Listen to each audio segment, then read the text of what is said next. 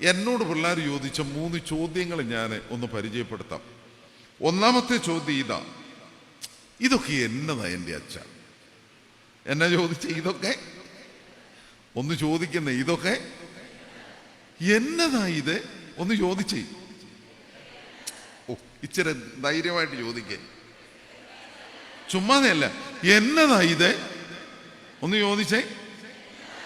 ഈയിടെ സിസ്റ്റേഴ്സ് എല്ലാം കൂടെ, കത്തോലിക്ക സഭയിലെ സിസ്റ്റേഴ്സ് ഒരുമിച്ച് കൂട്ടി എന്നാ ചെയ്യാനാ ഒരു പാട്ടായിപ്പോയി.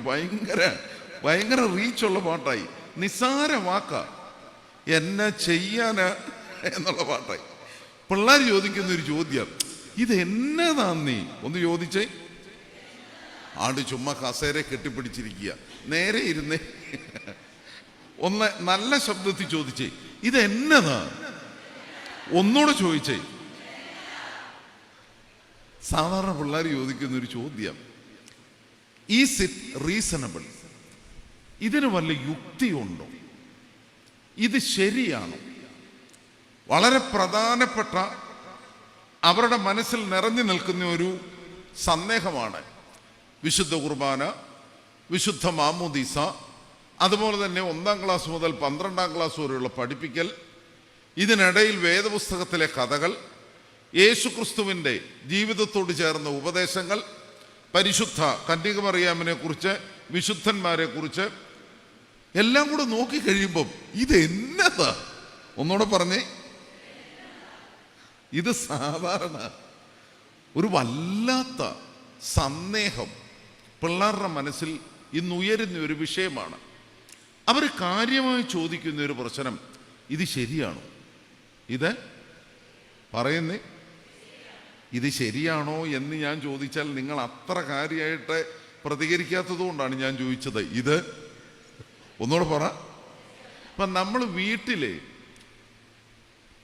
നമ്മുടെ സ്വന്തം കുഞ്ഞുങ്ങളെ എന്നതേലും കാര്യത്തിനൊന്ന് ഉപദേശിക്കുകയോ അല്ലെങ്കിൽ കാര്യത്തിന് നിർബന്ധിക്കുകയോ ഒക്കെ ചെയ്താൽ അവരിപ്പോൾ ചോദിക്കുന്ന ഒരു ചോദ്യമാണ്, ഇതെന്നതാ? അല്ലേ, ഇതെന്നതാ? സത്യത്തിൽ അധ്യാപകർ അഭിമുഖീകരിക്കുന്ന ഏറ്റവും പ്രധാനപ്പെട്ട പ്രശ്നം എന്താണ് എന്ന് വിവരിച്ചു കൊടുക്കാനുള്ള പ്രാപ്തിയാണ്. ഒന്നുകൂടെ പറഞ്ഞേ. പിള്ളേർ ചോദിക്കുന്ന സമയത്ത് എന്താണ് എന്ന് വിവരിച്ചു കൊടുക്കണം, എന്ന് പറഞ്ഞു കൊടുക്കാൻ പര്യാപ്തരാകണം. അതിന് 1-2 കുഞ്ഞു കാര്യങ്ങൾ ഞാൻ പറയുന്നു. ഒന്ന്, സൺഡേ സ്കൂളിൽ 1-ാം ക്ലാസ്സിൽ പഠിപ്പിക്കുന്നവരെന്ന് കൈപൊക്കിക്ക്. 1-ാം ക്ലാസ്സിൽ പഠിപ്പിക്കുന്നവരെന്ന് കൈപൊക്കിക്ക്. എൻ്റെ ടീച്ചറിലൊന്നും ശരിക്കും കൈപൊക്കെ. 1-ാം ക്ലാസ്സിൽ പഠിപ്പിക്കുന്നവർ ഒരാളെ ആകെ ഉള്ളൂ. 2 പേര്. ഓക്കെ, 2 പേര്, 3 പേര്. ഇനി അടുത്തത് 10-ാം ക്ലാസ്സിൽ പഠിപ്പിക്കുന്നവർ കൈപൊക്കിക്ക്. 10-ാം ക്ലാസ് കണ്ടോ, വളരെ പ്രധാനപ്പെട്ട ആളുകളാണ്. 10-ാം ക്ലാസ് കൈതാത്തിട്ടു. ഞാൻ ചോദിച്ചതിൻ്റെ കാരണം, സാധാരണഗതിയിൽ സൺഡേ സ്കൂൾ അധ്യാപകർ നമുക്കെല്ലാവർക്കും, നമ്മുടെ എല്ലാവരുടെയും സേവനം വളരെ വളരെ അനുഗ്രഹപ്രദമാണ്, ഏറ്റവും ശ്രേഷ്ഠമാണ്, ഉറങ്ങരുത്. എന്നാൽ ഒരു ചെറിയ നിർദ്ദേശം. ഒന്നാമത്, ഇതെന്താണെന്ന് മനസ്സിലാക്കാൻ 1-ാം ക്ലാസ് മുതൽ 12-ാം ക്ലാസ് വരെയുള്ള സൺഡേ സ്കൂൾ പുസ്തകം ഒന്ന് വായിക്കണം. എന്നാ ഇപ്പം ഞാൻ പറഞ്ഞേ? 1-ാം ക്ലാസ് മുതൽ 12-ാം ക്ലാസ് വരെയുള്ള സൺഡേ സ്കൂൾ പുസ്തകം ഒന്ന് വായിക്കണം. 1 മുതൽ 12 വരെയുള്ള സൺഡേ സ്കൂൾ പുസ്തകം ഓടിച്ചെങ്കിലും ഒന്ന് വായിച്ചിട്ടുള്ളൊരു കൈവക്കിക്ക്. 1 മുതൽ 12 വരെയുള്ള സൺഡേ സ്കൂൾ പുസ്തകം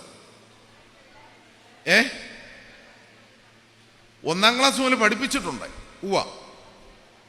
1 മുതൽ 12 വരെയുള്ള ഇപ്പം എന്തെങ്കിലും നമ്മുടെ ക്ലാസ് തുടങ്ങാൻ പോവുക. ചിലയിടത്തൊക്കെ തുടങ്ങി. ഇന്ന് ജനുവരി 25 2-3 ആഴ്ചകൾ കഴിഞ്ഞു. ഇങ്ങോട്ട് നോക്കിക്കേ.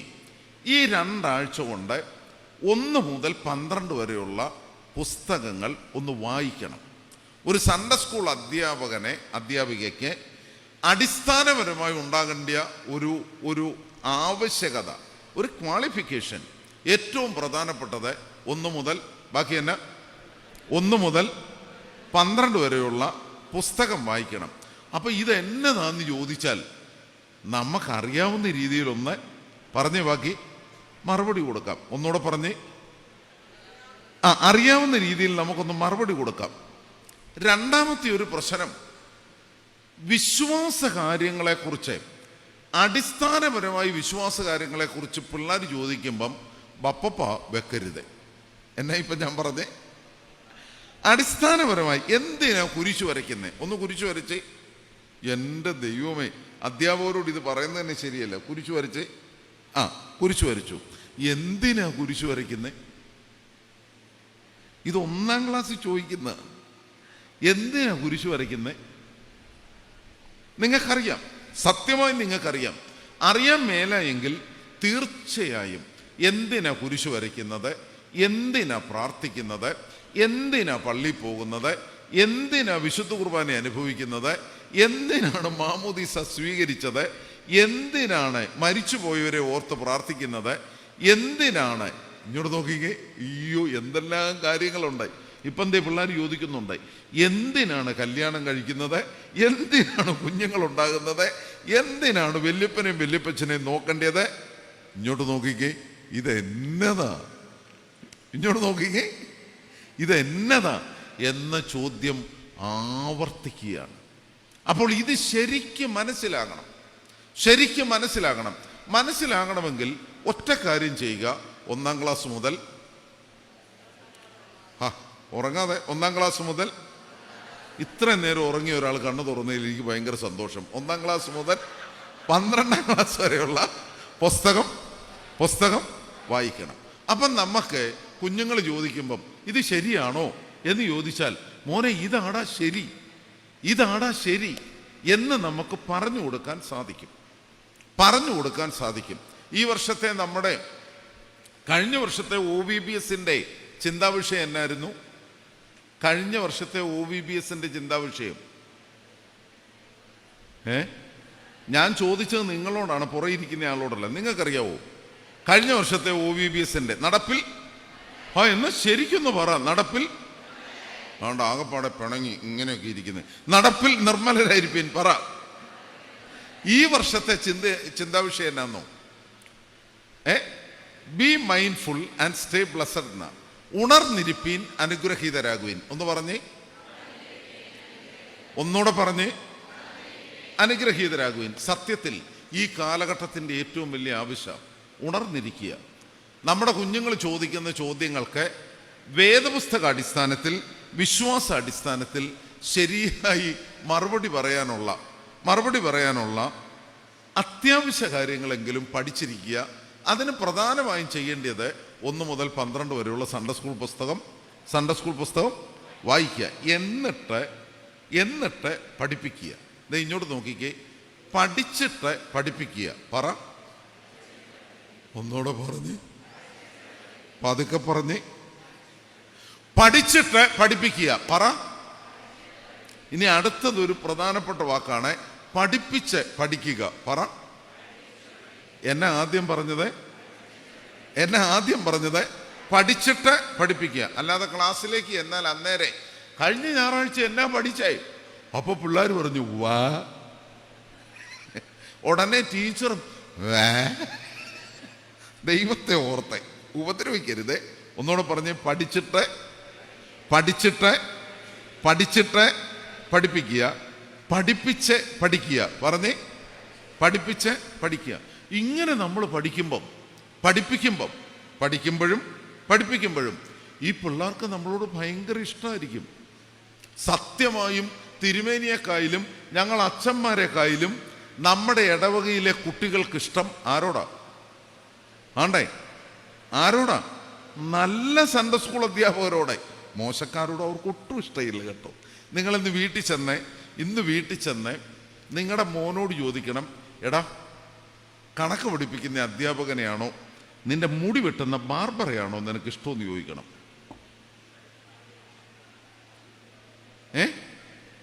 കണക്ക് പഠിപ്പിക്കുന്ന സാറിനെയാണോ, പിന്നെ എന്നെ മുടി വെട്ടുന്ന പിള്ളേർ എന്നാ പറയുമെന്ന് അന്നേരം അറിയാം.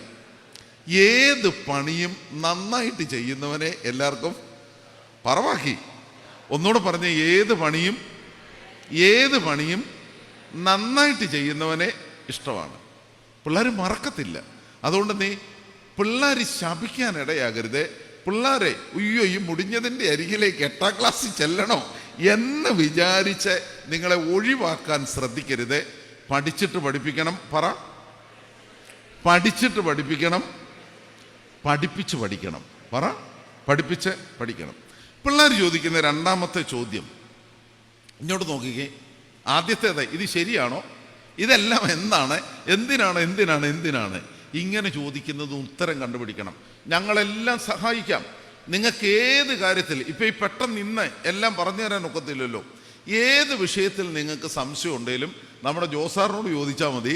ജോസാർ പറഞ്ഞു തരും, വിൽസനച്ചൻ പറഞ്ഞു തരും, അല്ലെങ്കിൽ എന്നോട് ചോദിച്ചാൽ മതി.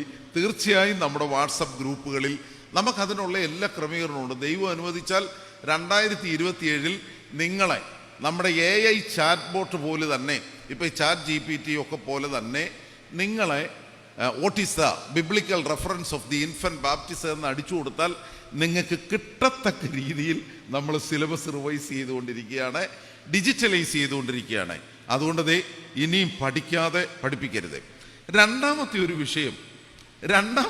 വിഷയം ഇങ്ങോട്ട് നോക്കിക്കേ. ഇത് മതിയോ? ഒന്നുകൂടെ പറഞ്ഞേ. ആദ്യത്തെ തന്നെ ഇത് എന്നതാണ്? ഒന്ന് പറ. ഒന്നാമത്തെ നല്ല സുന്ദരം ഭക്ഷണമായിരുന്നു, ഞാൻ കണ്ടു. അത് നല്ലപോലെ കഴിച്ചിട്ടിരിക്കുക, അതാണ് ഈ കണ്ണടഞ്ഞു പോകുന്നത്. ഇനി നോക്കി, ഇത് മതിയോ? ഒന്ന് പറഞ്ഞേ. ഇതൊരു വല്ലാത്ത ചോദ്യം. പിള്ളേരെ യഥാർത്ഥത്തിൽ കുട്ടികളെ അവരന്വേഷണം നടത്തി കഴിയുമ്പം എന്തിനാണെന്ന് ചോദിക്കുമ്പം അവർക്ക് നമ്മളെ ഉത്തരം നൽകി കഴിയുമ്പോൾ അവരുടെ മനസ്സിലെ മറ്റൊരു ചിന്തയാണ്, ഇതുകൊണ്ട് മതിയോ? ഒന്ന് പറഞ്ഞേ. ഇതുകൊണ്ട്. അപ്പം നിങ്ങൾ വ്യക്തമായി പറഞ്ഞു കൊടുക്കാൻ നിങ്ങൾക്ക് സാധിക്കണം. ഇത് മതി. പറഞ്ഞേ. ഞാൻ ഈ പറഞ്ഞതിൻ്റെ അർത്ഥം ഒന്ന് പറയാവോ? സത്യത്തിൽ വിശ്വാസത്തിലേക്ക് വരാൻ അല്പം വിഷമമാണ്. എന്നാൽ വിശ്വാസ ജീവിതത്തിലും ആത്മീയതയിലേക്കും വന്നു കഴിഞ്ഞാൽ പിന്നെ കൂടുതൽ അന്വേഷണത്തിൽ അവർ പല രീതിയിലേക്ക് തിരികെ പോകാൻ സാധ്യതയുണ്ട്. അതുകൊണ്ടാണ് ഇത് മതി എന്ന ചിന്ത അവരുടെ മനസ്സിൽ വരാതെ ഇത് പോരാ എന്ന് ചിന്തിച്ചു കഴിയുമ്പം 12ാം ക്ലാസ് കഴിയുമ്പം അടുത്ത ഓരോ സംഗതികളിലേക്കും അവർ പോകും. എന്നാൽ അത് പോകാതിരിക്കാൻ വേണ്ടി ഇത് മതിയോ എന്ന് ചോദിച്ചാൽ ഇത് മതി എന്നത് വ്യക്തമായി പറഞ്ഞു കൊടുക്കണം. ഒന്നുകൂടെ പറഞ്ഞേ. ഞാനിപ്പോൾ പറഞ്ഞേ. ആദ്യം പറഞ്ഞ ഇത് ശരിയാണോ? ഇത് ശരിയാണോ? അതിൻ്റെ ഉത്തരം കൊടുത്തു കഴിയുമ്പോൾ അടുത്ത ചോദ്യം വരും, ഇത് മതിയോ? Is it enough? ആദ്യത്തെ ചോദ്യം ഈസ് ഇറ്റ് റീസണബിൾ? അതിന് ഉത്തരം കിട്ടിക്കഴിയുമ്പോൾ അടുത്ത ചോദ്യം ഈസ് ഇറ്റ് ഇനഫ്? ഇത് മതിയോ?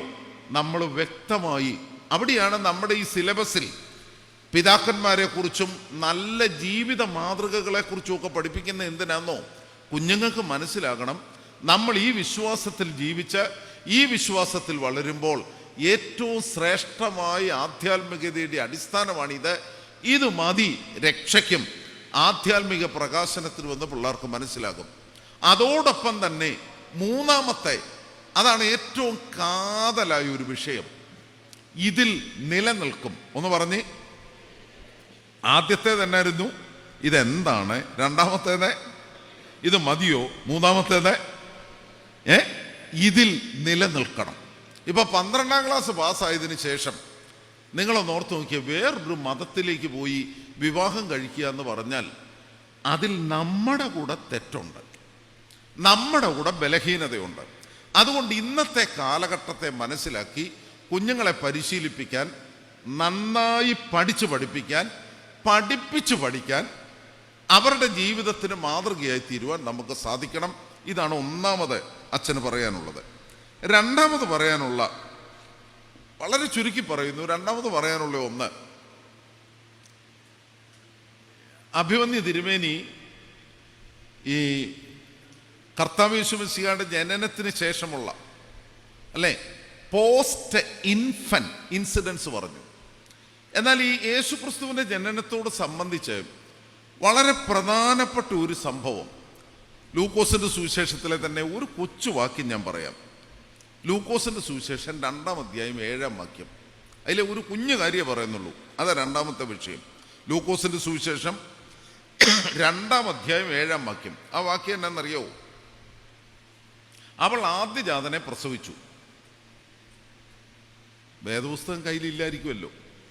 ഉണ്ടോ? ആരുടെയും കാണാനാ? ഫോണെ വേദപുസ്തകം ഉണ്ടോ? എന്ന് ചുമ്മാ ഒന്ന് നോക്കി. ലൂക്കോസിൻ്റെ സുവിശേഷം 2-ാം അധ്യായം 7-ാം വാക്യം. ഞാനതങ്ങ് മറന്നുപോയി, അല്ലായിരുന്നു ഞാൻ മുഴുവൻ പറയായിരുന്നു. ലൂക്കോസിൻ്റെ സുവിശേഷം 2-ാം അധ്യായം 7-ാം വാക്യം. അവൾ ആദ്യജാതനെ പ്രസവിച്ചു എന്നല്ലേ ആദ്യത്തേത്? ഓ, എവിടെ അതെല്ലാം പോകാനുള്ള ധൃതിയിൽ ഇത് മറന്നു പോകാതിരിക്കാൻ പിള്ളേരോട് പറയണം വേദപുസ്തകം കൊണ്ടുവരാനേ, എന്നിട്ട് നമ്മൾ കൊണ്ടുവരാതെ ഇരിക്കണം. അപ്പൊ അവർ വേദപുസ്തകം കൊണ്ടുവരും. അവൾ ആദ്യജാതനെ പ്രസവിച്ചു, ശീലകൾ ചുറ്റി വഴിയമ്പലത്തിൽ സ്ഥലമില്ലായികയാൽ പശുത്തൊട്ടിയിൽ കിടത്തി. അങ്ങനെയല്ലേ വാക്യം? എന്നാ ഒന്നുകൂടെ നോക്കിക്കേ, നീ ആ ഫോണിലൊന്ന് നോക്കിക്കേ. സത്യവേദ പുസ്തകം ഫോണിൽ ഡൗൺലോഡ് ചെയ്തിട്ടുണ്ടോ? ഉണ്ടോ?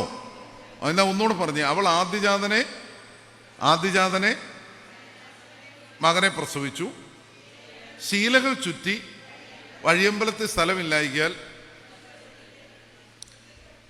ഇത് യേശുവിൻ്റെ ജനനം എന്ന 4-ാം ക്ലാസ്സിലെ ഒരു വിശദീകരണ പാഠത്തിനകത്ത് ഈ വാക്യമുണ്ട്. അപ്പൊ ഈ വാക്യം വായിച്ചപ്പം ഉടനെ പിള്ളേർ ചോദിച്ച ഒരു ചോദ്യം, ഇതൊക്കെ എന്നതാ എന്ന് നമ്മൾ പറയുന്നത് യേശു എന്ന ഒറ്റ മകനെ കന്യകമറിയാമിനുള്ളൂ എന്നാ. പക്ഷേ ലൂക്കോസ് എഴുതിയിരിക്കുന്ന എന്നാ? അവൾ ആദ്യജാതനെ. അപ്പൊ തീർച്ചയായിട്ടും അവള് പിന്നെയും പ്രസവിച്ചില്ലേ? ആണ്ട് മിണ്ടാതിരിക്കുന്നു. ലൂക്കോസ് എഴുതിയിരിക്കുന്നത് അവൾ ആദ്യജാതനെ ആദ്യജാതനെ പ്രസവിച്ചു. ആദ്യജാതനെ പ്രസവിച്ചെന്ന് പറയുമ്പം പിന്നെ മക്കളുണ്ടായിട്ടില്ലേ? ഇതൊക്കെയായാലും മറിയാമിന് വേറെ മക്കളുണ്ടോ? മറിയാമിന് വേറെ മക്കളുണ്ടോ?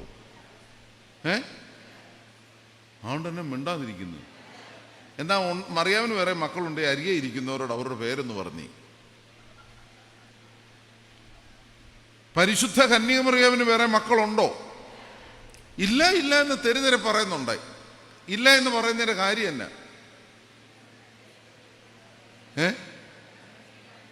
പറയുന്നേ ഉറങ്ങാതെ. എന്തോ ആ ടീച്ചർ പറഞ്ഞേ ശരിയാ. യോഹന്നാന്റെ സുവിശേഷം 19-ാം അധ്യായം 24-ാം വാക്യത്തിൽ പരിശുദ്ധ കന്യകമറിയാമിനെ കുരിശിൽ കിടന്ന യേശു ക്രിസ്തു യോഹന്നാനെ ഏൽപ്പിച്ച്, യഹൂദന്മാരുടെ നിയമം അനുസരിച്ച് വേറെ മക്കൾ ഉണ്ടായിരുന്നുവെങ്കിൽ ഒരു വിധവ സ്ത്രീ, ആ വിധവ സ്ത്രീയുടെ ഭർത്താവ് നഷ്ടപ്പെട്ട സ്ത്രീ, അങ്ങനെയുള്ള സ്ത്രീക്ക് മൂത്ത മകൻ അവനൂടെ മരിക്കുന്ന സമയത്ത് വേറെ മക്കളുണ്ടെങ്കിൽ അവരെ ഏൽപ്പിക്കത്തുള്ളൂ. ശരിയല്ലേ ടീച്ചറെ? ശരിയല്ലേ? യോഹന്നാന്റെ സുവിശേഷം 19 അധ്യായം 24-ാം വാക്യം. അതുകൊണ്ട് ആ ഒരു സംഭവം അനുസരിച്ച് നമുക്ക് പറയാം മറിയാമിന് വേറെ മക്കൾ ഇല്ല. എന്നാൽ ഇതേ വേദപുസ്തകത്തിൽ തന്നെ യോസ, യൂദ, അങ്ങനെ യേശുവിൻ്റെ സഹോദരങ്ങളെ കുറിച്ച് പറയുന്നുണ്ട്. ഇതേ വേദപുസ്തകത്തിൽ തന്നെ നമുക്ക് ഇവനെ അറിയാമല്ലോ, മറിയാമിൻ്റെ പുത്രനും ഇവൻ്റെ സഹോദരന്മാരെയും സഹോദരിമാരെയും അറിയാമെന്നും പറഞ്ഞിട്ടുണ്ട്. അപ്പൊ സഹോദരിമാരുണ്ടോ? കുഴച്ചിലാണ്. ഇതൊക്കെയാണ് ഇതെല്ലാം. ഇതെന്നതാ എന്ന ചോദ്യം. ഇതെന്നതാന്ന് ചോദിക്കുമ്പം ആ ടീച്ചറെ പോലെ തന്നെ വേദപുസ്തകം ഒന്ന് അറിയാമെങ്കിൽ നമുക്ക് ചില കാര്യങ്ങൾ പറഞ്ഞു കൊടുക്കാം. പറഞ്ഞു കൊടുത്തു കഴിഞ്ഞാൽ പിന്നെ പിള്ളേർക്ക് മനസ്സിലാകും ഇത് മതിയോ എന്ന ചോദ്യം. ഇത് മതിയെന്നവർക്ക് ബോധ്യമാകും. ടീച്ചറെ, ആ കൂട്ടത്തിൽ മറ്റൊരു കാര്യം ഉള്ളത്, എൽദോ പെരുന്നാളിന് ശേഷമുള്ള ഞായറാഴ്ച ലൂക്കോസിന്റെ സുവിശേഷം 2-ാം അധ്യായം 42 മുതലാണ് വായിക്കുന്നത്. അവിടെ കർത്താവിന് വയസ്സ് 12. 12ാമത്തെ വയസ്സിൽ പെസഹ പെരുന്നാളിനെ അമ്മ മറിയാമും യൗസേപ്പും യേശു കുഞ്ഞൂടെ പോയി. വർഷം എത്രയായി? വളരെ സൂക്ഷ്മമായ കാര്യങ്ങളാണ് ലൂക്കോസ് പറയുന്നത്. 12 വയസ്സുള്ള യേശു പെസഹ പെരുന്നാളിന് യെരൂശലേം ദേവാലയത്തിൽ പോകുമ്പം മറിയാമിന് വേറെ മക്കളുണ്ടായിരുന്നെങ്കിൽ അവരുടെ കൂടെ കണ്ടേനെ. പക്ഷേ വേറെ ആരെങ്കിലും ഉള്ളതായി പറയുന്നുണ്ടോ? പറയുന്നില്ല. അതിനേക്കാളുപരി 3 ദിവസത്തെ യാത്ര തിരികെ പോരുന്നു. യേശു കൂടെയില്ല. തിരികെ ചെല്ലുമ്പം അമ്മ ചോദിക്കുന്നുണ്ട്, എൻ്റെ മകനെ നീ ഞങ്ങളോട് എന്നെ ഇങ്ങനെ ചെയ്തത്? അപ്പൊ പറയുന്നു, ഞാൻ എൻ്റെ പിതാവിൻ്റെ ഭവനത്തിലിരിക്കുന്നു. യേശു ക്രിസ്തു തൻ്റെ ദൈവീക പൈതൃകത്തെക്കുറിച്ചും പിതൃത്വത്തെക്കുറിച്ചും അതുപോലെ തന്നെ അടിസ്ഥാനപരമായി ലൂക്കോസ് എവങ്കേലിയോസ്ത സൂക്ഷ്മമായി എല്ലാ കാര്യങ്ങളും പറയുന്നതാണ്. കർത്താവിനെ ഓൺ കിത്ത് ആൻഡ് കിൻസ്, അല്ലെങ്കിൽ മറിയാമിൽ നിന്ന് വേറെ മക്കളുണ്ടായിരുന്നെങ്കിൽ അത് വളരെ വ്യക്തമായി പ്രതിപാദിക്കേണ്ട ഒരു സന്ദർഭമാണ് 12-ാമത്തെ വയസ്സിൽ കർത്താവ് ദേവാലയത്തിൽ പോകുന്ന സന്ദർഭം. ആ സന്ദർഭത്തിലും ടീച്ചർ പറഞ്ഞതുപോലെ കർത്താവിൻ്റെ ക്രൂശീകരണ സമയത്തിലും ഒരു സന്ദർഭത്തിലും കർത്താവിൻ്റെ സഹോദരങ്ങളെക്കുറിച്ച് പറയുന്നില്ല. എന്നാൽ സഹോദരന്മാരും സഹോദരിമാരെന്നും പറയുന്നത് യഥാർത്ഥത്തിൽ യൗസേപ്പിൻ്റെ ആദ്യ ഭാര്യയിൽ നിന്നുള്ള മക്കളാണ്. അതോടൊപ്പം തന്നെ കന്യക മറിയാമിൻ്റെ സഹോദരിമാരുടെ മക്കളാണ്. യാക്കോബും യോഹന്നാനും സഹോദരി മറിയത്തിൻ്റെ മക്കളാണ്. കാരണം ഈ യോഹന്നാന്റെ സുവിശേഷം 19-ാം അധ്യായത്തിൽ കുരിശിൻ്റെ ചുവട്ടിൽ 4 മറിയമാരുണ്ട്. അമ്മ മറിയം, മഗ്ദലക്കാരത്തി മറിയം, സഹോദരി മറിയം, ക്ലെയോപ്പാവിൻ്റെ ഭാര്യ മറിയം. ഇവരെല്ലാം ഈ പരിശുദ്ധ കന്യക മറിയാമിനോടുള്ള ബന്ധമാണ്. ഞാൻ ചുമ്മാ ഒരു വിഷയമൊന്ന് സൂചിപ്പിച്ചെന്നേ ഉള്ളൂ, അതല്ല എൻ്റെ പ്രശ്നം. രണ്ടാമത് എനിക്ക് പറയാനുള്ള വിഷയം, ശീലകൾ ചുറ്റി എവിടെ കിടത്തിയെന്ന വഴിയമ്പലത്തിൽ സ്ഥലമില്ലാതെ പശുത്തൊട്ടിയിൽ കിടത്തി. ഈ വഴിയമ്പലം, വേദപുസ്തകത്തിൽ എത്ര വഴിയമ്പലത്തെക്കുറിച്ച് പറയുന്നുണ്ടെന്ന് അറിയാവോ? ഒച്ച പറ. ശമരിയക്കാരുടെ ഒരു വഴിയമ്പലമുണ്ട്. പിന്നെ ഏതാ? ഈ ലൂക്കോസ് എവങ്കേലിയോസ്ത പറയുന്ന വഴിയമ്പലമുണ്ട്. വേറെ വഴിയമ്പലം വല്ലതും ഉണ്ടോ? വേറെ വഴിയമ്പലം. പെസഹ പെരുന്നാളിനെ നിങ്ങൾ ഒരു മനുഷ്യൻ ഒരു കുടം വെള്ളം ചുമന്നുകൊണ്ട് വരുന്നത് കാണും. ആ മനുഷ്യൻ കയറുന്ന ഭവനത്തിൽ ചെന്ന് പെസഹ ഒരുക്കാനുള്ള ശാല, ആ ശാലയും സത്യത്തിൽ ഇതേ വാക്യമാണ്, വഴിയമ്പലം എന്ന വാക്യമാണ്. മറ്റൊന്നുണ്ട്, എമ്മാവോസിലേക്ക് പോയ ശിഷ്യന്മാർ, അവർ സന്ധ്യ ആയപ്പോൾ താമസിച്ചതും ഒരു വഴിയമ്പലം. 4 വഴിയമ്പലമുണ്ട്. അതിൽ 3 വഴിയമ്പലം ഒരുപോലെയാണ്. ഈ ലൂക്കോസിന്റെ സുവിശേഷം 2:7 പറയുന്ന വഴിയമ്പലവും എമ്മാവോസിലേക്ക് പോയ ശിഷ്യന്മാർ അവർ രാത്രിയിൽ അധിവസിച്ച വഴിയമ്പലവും അതുപോലെ തന്നെ പെസഹ പെരുന്നാളിനെ ക്രമീകരിച്ച വഴിയമ്പലവും ഇതെല്ലാം ഗസ്റ്റ് ഹൗസുകളാണ്. എന്നാൽ നല്ല ശമരിയക്കാരൻ്റെ വഴിയമ്പലം അത് സത്യത്തിൽ ഒരു ഹോസ്പിറ്റൽ. അതാണ് പിന്നീട് ചർച്ച് എന്ന അർത്ഥത്തിൽ വിശദീകരിക്കുന്നത്. അതൊന്നും ഞാൻ പറയുന്നില്ല. ഇങ്ങോട്ട് നോക്കിക്കും. ഈ വഴിയമ്പലം, അവിടെ മറിയാമും യൗസേപ്പൂടെ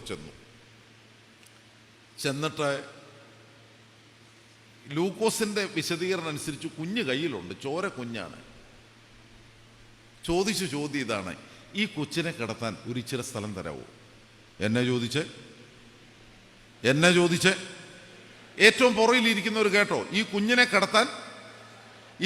കിടത്താൻ എനിക്ക് സത്യത്തിൽ ഈ സൺഡേ സ്കൂളിൻ്റെ ശുശ്രൂഷ ചെയ്യുമ്പോഴെല്ലാം ഈ ഒരു വാക്ക് എന്നെ വല്ലാതെ വിഷമിപ്പിക്കുന്നുണ്ട്.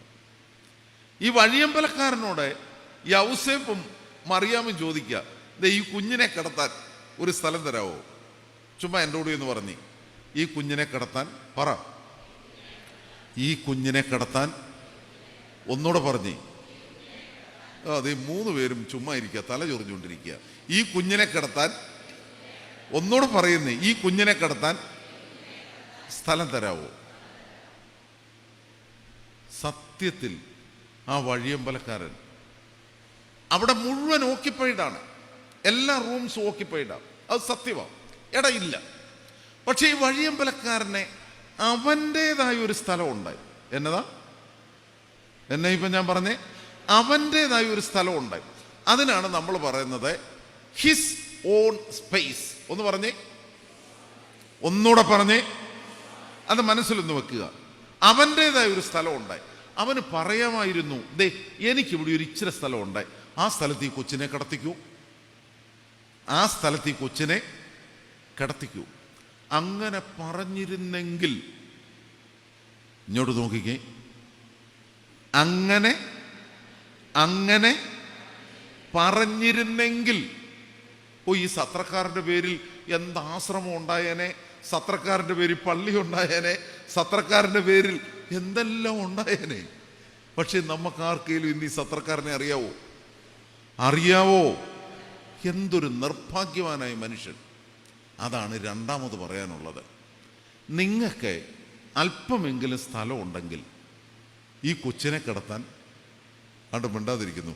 ഈ കൊച്ചിനെ കിടത്താൻ, ഈ കൊച്ചിനെ കൊടുക്കാൻ നിങ്ങൾ പറയുന്നത് 9ാം ക്ലാസ്സിൽ ഞാൻ ഇന്നും പഠിപ്പിക്കത്തുള്ളൂ, 9ാം ക്ലാസ്സിൽ ഞാൻ ഇന്നും പഠിപ്പിക്കത്തുള്ളൂ. 12ാം ക്ലാസ് പാസ്സായ കൊച്ച് നിങ്ങളുടെ സൺഡേ സ്കൂളിലുണ്ട്, അവന് സ്ഥലം കൊടുക്കത്തില്ല. നിങ്ങളുടെ സൺഡേ സ്കൂളിൽ വർഷം 34 നിങ്ങളിങ്ങനെ പഠിപ്പിച്ചുകൊണ്ടിരിക്കുകയാണ്. മാറത്തില്ല. മാറണമെന്നൊന്നും അല്ല അച്ഛൻ പറയുന്നത് കേട്ടോ. സത്യത്തിൽ നിങ്ങളുടെ സേവനം മലങ്കര സഭയ്ക്കും ഈ തലമുറയ്ക്കും ഏറ്റവും നല്ലതാണ്. എന്നാൽ അതോടൊപ്പം തന്നെ ഇങ്ങോട്ട് നോക്കിക്കേ, ഇടം കൊടുക്കണം. ഒന്ന് പറഞ്ഞേ, ഒന്നുകൂടെ പറയുന്നേ. നിർബന്ധിച്ച് 12ൽ ഞാൻ തന്നെ പഠിപ്പിക്കത്തുള്ളൂ.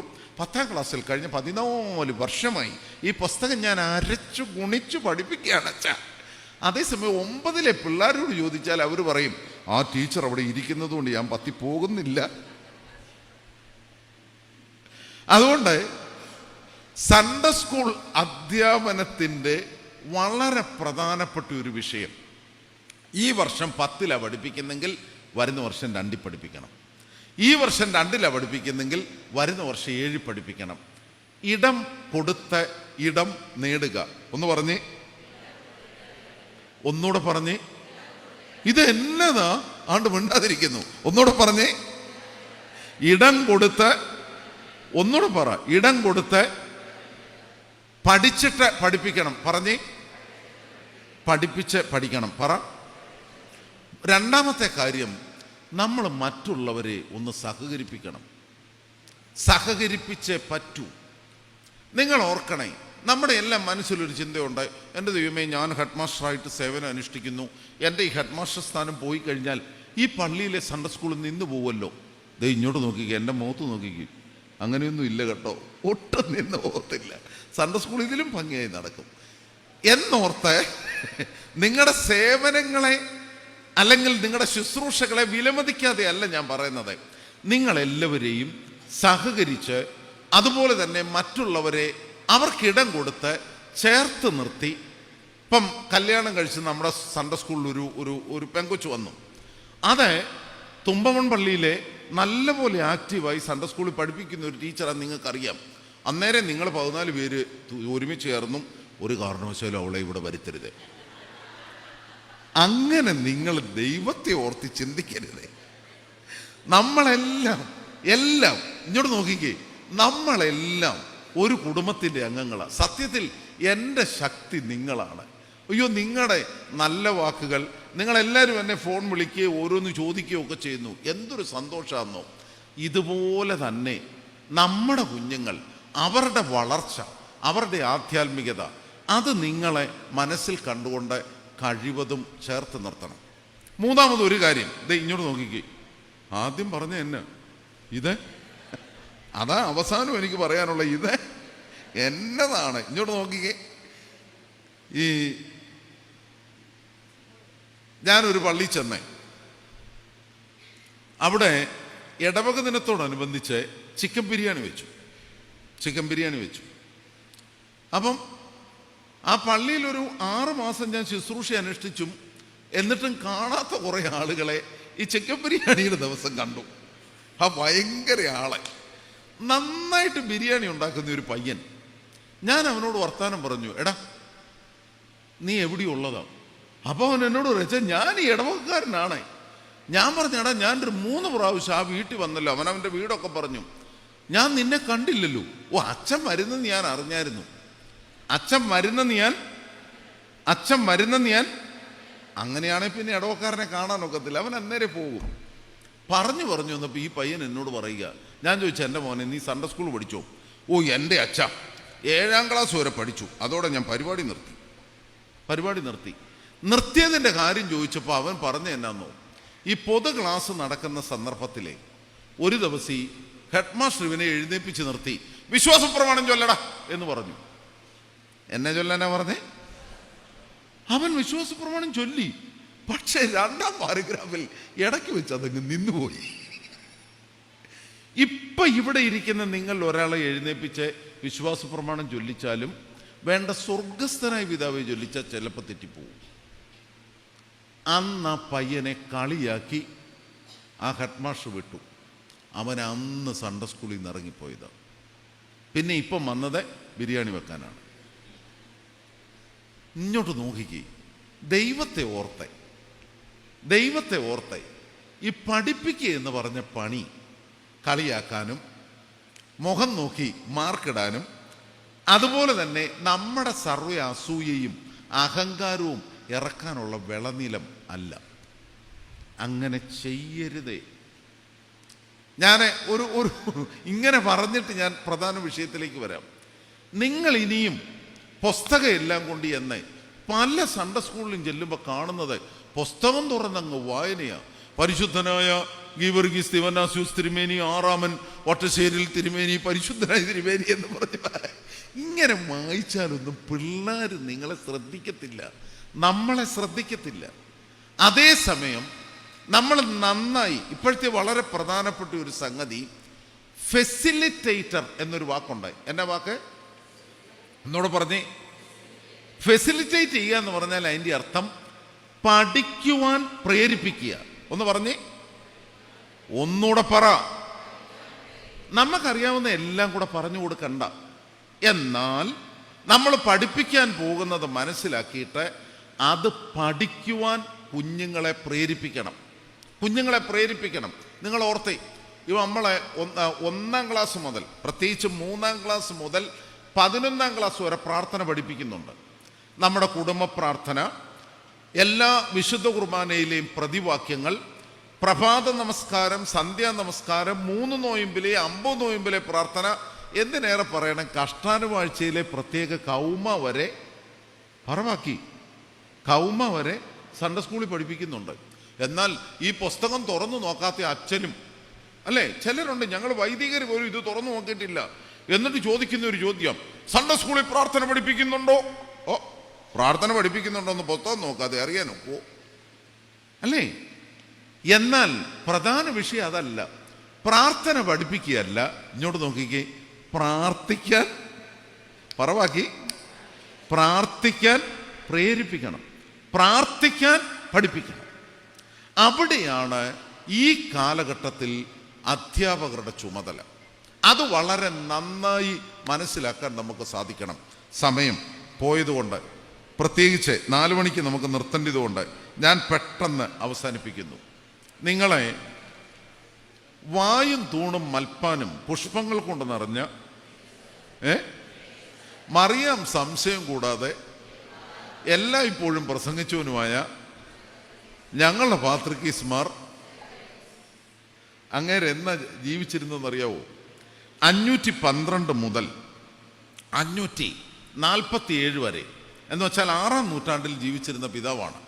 ഇദ്ദേഹത്തിൻ്റെ ഓർമ്മ, ഇദ്ദേഹമാണ് നമ്മുടെ പാരമ്പര്യത്തിലെ ശ്രേഷ്ഠ മൽപ്പാൻ.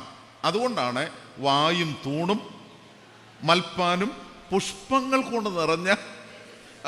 എൻ്റെ ദൈവമേ, ഒരു സൺഡേ സ്കൂൾ അധ്യാപകനെ കുറിച്ച്, ഒരു നല്ല അച്ഛനെ കുറിച്ച് ഇങ്ങനെ പറയാൻ ഒക്കുകയായിരുന്നെങ്കിൽ അല്ലേ? മറിയാം സംശയം കൂടാതെ ദൈവമാതാവെന്നെ. ഞാൻ ഒരു പ്രാവശ്യം ഈ 5-ാം ദൂതം വായിച്ചപ്പം പാമ്പാടി നേറായിൽ പൊത്തമ്പ്രത്തെ തിരുമേനിയുടെ കൂടെ ഉണ്ടായിരുന്ന ഒരു നല്ല ശുശ്രൂഷകനുണ്ട്. അദ്ദേഹത്തിന് നന്നായി സുറിയാനിയും നമ്മുടെ പാരമ്പര്യമൊക്കെ അറിയാം. അദ്ദേഹം എന്നോട് ചോദിച്ചൊരു ചോദ്യം, മറിയാം സംശയം കൂടാതെ ദൈവമാതാവാണെന്ന് എല്ലാ ഇപ്പോഴും പ്രസംഗിച്ചവനുമായ ഒന്നുകൂടെ പറഞ്ഞ്, മറിയാം സംശയം കൂടാതെ ദൈവമാതാവെന്ന് എല്ലാ ഇപ്പോഴും പ്രസംഗിച്ചവനുമായ. ഞാൻ ചുമ്മാ പെട്ടെന്ന് ചോദിക്കട്ടെ, സംശയം മറിയാമിനായിരുന്നു സേവോറിയൂസിനായിരുന്നു? സംശയം മറിയാമിനാണോ സേവോറിയൂസിനാണോ? ഒന്നുകൂടെ ചൊല്ലിക്ക്, മറിയാം സംശയം കൂടാതെ ദൈവമാതാവെന്ന് എല്ലാ ഇപ്പോഴും പ്രസംഗിച്ചവനുമായ ഞങ്ങളുടെ പാത്രികേസുമാർ. അപ്പൊ സംശയം ആർക്കാ? സംശയം ആർക്കാ? സംശയം ആർക്കാ? അയ്യോ, ഇന്നാ തെറ്റാ കേട്ടോ. നമ്മളിങ്ങനെ ഈ കാലഘട്ടത്തിന്റെ ഒരു വലിയ പ്രത്യേകതയാണ്. പ്രത്യേകിച്ച് അറിയോസിന്റെ വേദോപരീത കാലഘട്ടത്തിൽ പരിശുദ്ധ ദൈവമാതാവിനെ കുറിച്ച് പിന്നീട് എഫേസോസ് ഉന്നതദോസിൽ 381 യേശുവിൻ്റെ അമ്മയെന്നും തെയോട്ടോക്കസ് എന്ന് വെച്ച 2 പദങ്ങളുണ്ടായി. അതിൽ സംശയം കൂടാതെ മറിയാം ദൈവമാതാവെന്ന്. നിങ്ങൾ നോക്കിക്കേ, അമ്മയ്ക്ക് ഒരു സംശയവും ഇല്ല. പിന്നീട് വന്നവർക്ക് ആ സംശയം. അമ്മയ്ക്ക് സംശയമുണ്ടോ? അതുകൊണ്ട് മിണ്ടാതിരിക്കുന്നു. ഉറങ്ങിയവർക്ക് വേണ്ടി മാത്രം. ഉറങ്ങിയവരിത് കേട്ടില്ല. സംശയം മറിയാമിനാണോ സേവേറിയൂസിനാണോ? ഇങ്ങോട്ട് നോക്കിക്കേ, സംശയം. ഇനി നിങ്ങൾ സ്ത്രീകൾ എന്ന നിലയിൽ ഓർത്തേ, ഉണ്ടായിരിക്കുന്ന കുഞ്ഞ് ദൈവപുത്രനാണെന്ന് നന്നായി അറിയാവുന്നത് ആർക്കാ? അതുകൊണ്ട് മിണ്ടാതിരിക്കുന്നു. പിന്നെ മറിയാമിന് എന്നാ സംശയം? സംശയമുണ്ടോ? ഈ ചരിത്രത്തിൽ, ഈ ചരിത്ര ലോകത്തിൽ രണ്ടേ രണ്ട് പേർക്ക് മറിയാമിൽ ഉരുവായത് ദൈവപുത്രനാണെന്ന് നിസ്സംശയം അറിയാവുന്നവരുള്ളൂ. ഇങ്ങോട്ട് നോക്കിയോ, ഒന്നുകൂടെ പറയുക. രണ്ടേ പേർക്ക് നിസ്സംശയം അറിയാവുന്നുള്ളൂ. നമ്മളൊക്കെ വിശ്വസിക്കുന്നവരാ. എന്നാൽ 2 പേർക്ക് കൃത്യമായി അറിയാം. ആർക്കൊക്കെയാ? മറിയാമിനും പിതാവായ യൗസേപ്പിനും. മറിയാമിനും യൗസേപ്പിനുമാണ്, വേറെ ആർക്കും അല്ല. നിങ്ങൾക്ക് എന്നാ ടീച്ചർ പറഞ്ഞ തന്നെ മറിയാമിനും യോസേപ്പിനും. അതാ ഞാൻ പറഞ്ഞേ. അല്ല, പുറയിരുന്ന ടീച്ചറെ അത് തന്നെയാണോ പറഞ്ഞേ? ഒന്നാമത് മറിയാമിനറിയാം എൻ്റെ ഉദരത്തിൽ ഉരുവായത് ആര് മുഖാന്തര? പരിശുദ്ധാത്മാവ് മുഖാന്തര. രണ്ടാമത് വ്യക്തമായി അറിയാം, ഞാനല്ല ഈ കുഞ്ഞിന്റെ ഉത്തരവാദി എന്ന് ആർക്കറിയാം? യൗസേപ്പിനറിയാം. അതുകൊണ്ടാ എൽദോ പെരുന്നാളിന് മുമ്പ് യൗസേപ്പിന്റെ വെളിപാട് വെച്ചിരിക്കുന്നത്. എന്നാ ഞാൻ പറഞ്ഞേ? എൽദോ പെരുന്നാളിന് മുമ്പ് യൗസേപ്പിന്റെ വെളിപാട്. പോകട്ടെ, സംശയരഹിതമായി മറിയാം ദൈവമാതാവെന്ന് എല്ലായ്പ്പോഴും പ്രസംഗിച്ചു മാർ സേവേറിയോസ്. സംശയം 381 സുന്നകദോസിൽ കൂടിയ പിതാക്കന്മാർക്കായിരുന്നു. അവരുടെ സംശയം മാറ്റി യഥാർത്ഥത്തിൽ യേശു ദൈവപുത്രനാണ്, ദൈവമാണ് എന്ന സത്യം സംശയരഹിതമായി സേവേറിയോസ് പ്രസംഗിച്ചു. അദ്ദേഹത്തിൻ്റെ ഓർമ്മ ദിവസം അദ്ദേഹത്തെക്കുറിച്ചുള്ള സെതറായിലെ 1-2 വാക്കുകൾ വായിച്ച് ഞാൻ അവസാനിപ്പിക്കുക.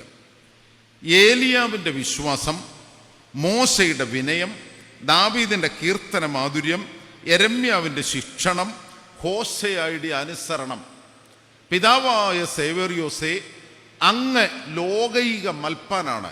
അങ്ങയ്ക്ക് ഏലിയാവിൻ്റെ വിശ്വാസമുണ്ട്, മോശയുടെ വിനയമുണ്ട്, ദാവീദിൻ്റെ കീർത്തന മാധുര്യമുണ്ട്, യെരമ്യാവിൻ്റെ ശിക്ഷണമുണ്ട്, ഹോശേയയുടെ അനുസരണമുണ്ട്. വല്ലതും മനസ്സിലായോ?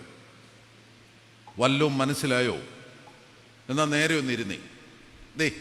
നേരെ ഒന്നിരുന്നേ, ശരിക്കൊന്നിരിക്കേ. നല്ല അധ്യാപകനെ ഈ പറയുന്ന 5 കാര്യങ്ങൾ കാണണം. 5 പറഞ്ഞ് വിഷമിക്കണ്ട. ഒന്നാമത്തേത് ഏലിയാവിൻ്റെ വിശ്വാസം. ഒന്നുകൂടെ പറ. ഒന്നാമത്തേത് മറന്നോ? പിന്നെ എന്നതാ ഒന്നാമത്തെ? അതാണ് നല്ല മൽപ്പാനായ സേവേറിയോസിന്റെ പ്രത്യേകത. എന്നതാ? ശരിക്കു പറ. ഏലിയാവിൻ്റെ വിശ്വാസം എന്നാന്നറിയാവോ? അതാണ് ഈ സൺഡേ സ്കൂൾ പുസ്തകം വായിക്കണമെന്ന് പറയുന്നത്. 7ാം ക്ലാസ്സിലെ സൺഡേ സ്കൂൾ പുസ്തകത്തിലുണ്ട്. എന്നാ ഭയങ്കര മഴ ഉണ്ടായിരുന്നപ്പം മഴ നിൽക്കണേന്ന് പ്രാർത്ഥിച്ച ആളാണ് ആരെ? ഇങ്ങനെയൊക്കെ പറയാവോ? മഴ ഇല്ലാതിരുന്നപ്പം മഴ പെയ്യണമെന്ന് പ്രാർത്ഥിച്ചതാണ് ആരെ? പറവാക്കി. അപ്പൊ ഏലിയാവിൻ്റെ വിശ്വാസം എന്നാ? അത് യഥാർത്ഥത്തിൽ സർവശക്തനായ ദൈവം എല്ലാ അസാധ്യതകളുടെ നടുവിലും സാധ്യത ഉളവാക്കുമെന്ന് വിശ്വസിച്ചവനാണ് ഏലിയാവ്. രണ്ടാമത്തേത് മോശയുടെ വിനയം. ഒന്ന് പറഞ്ഞേ. എല്ലാ അധ്യാപകരും നമ്മൾ നേതൃത്വ നിരയിലുള്ളവരാണ്. ഈ ജനത്തെ അല്ലെങ്കിൽ ഈ തലമുറയെ വാഗ്ദത്ത നാട്ടിലേക്ക് നയിക്കുന്നവരാണ്. പക്ഷെ അഹങ്കാരം വെച്ചോണ്ട് പഠിപ്പിക്കാൻ പോയേക്കരുത്. മോശയെപ്പോലെ സമാഗമന കൂടാരത്തിൽ പ്രശ്നങ്ങളുടെ നടുവിൽ കവിണ്ണു വീണ് കരഞ്ഞു പ്രാർത്ഥിക്കുന്ന വിനയമുള്ള അധ്യാപകർ. ഒന്ന് പറഞ്ഞേ. അപ്പൊ ഒന്നാമത്തേത് എന്നായിരുന്നു? എൻ്റെ ദൈവമേ, നിങ്ങൾ പെട്ടെന്ന് പറയുന്നുണ്ടല്ലോ. ഒന്നാമത്തെ എന്നായിരുന്നു? ഏലിയാവിൻ്റെ വിശ്വാസം. അതാണ് വിശ്വാസത്തിൻ്റെ മാതൃക. രണ്ടാമത്തെ എന്നാ? മൂന്നാമത്തേത് ദാവീദിന്റെ കീർത്തന മാധുര്യം. എന്നാ? ഇതെല്ലാം സേവോരീശ്വരൻ ഉണ്ടായിരുന്ന പറയുന്നത്. ഈ ദാവീദിന്റെ കീർത്തന മാധുര്യം എന്ന് പറയുമ്പം എല്ലാ അധ്യാപകരും നന്നായിട്ട് പാടണം എന്നാണ് അച്ഛൻ പറയുന്നത്. അല്ല, എന്നാലും ഒരുമാതിരി ഭേദപ്പെട്ട അല്ലെ ഭക്തർ പുകഴ്ച ഭാജനമയൊക്കെ പറഞ്ഞു കൊടുക്കുമ്പം വല്ലാതെ ആയി പോകരുത് കേട്ടോ. നിന്നാൾ സ്തുതിയോട് രാജമകൾ. ഒന്ന് ചൊല്ലിക്ക്. നിന്നാൾ സ്തുതിയോടും.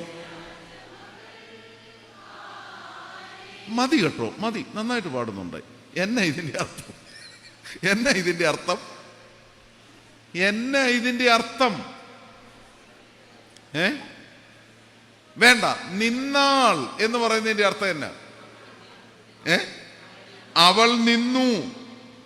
അവൾ നിന്നു സ്തുതിയോടെ. രാജമകൾ. ഇങ്ങോട്ട് നോക്കിക്കേ.